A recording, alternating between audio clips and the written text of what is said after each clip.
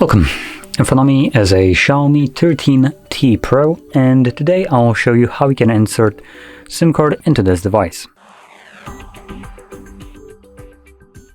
So before we get started, you will need to grab a SIM ejector similar to this one, which will come provided with the device in the box.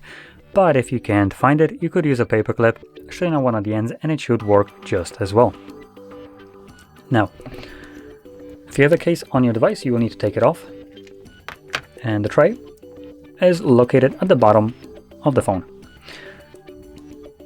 You want to utilize the hole that is part of this cutout right here.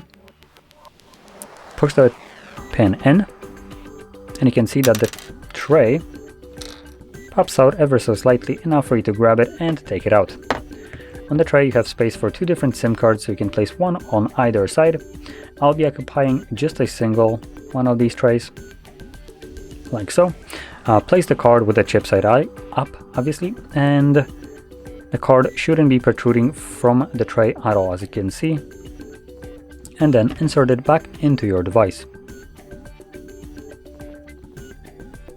The card should start working right away.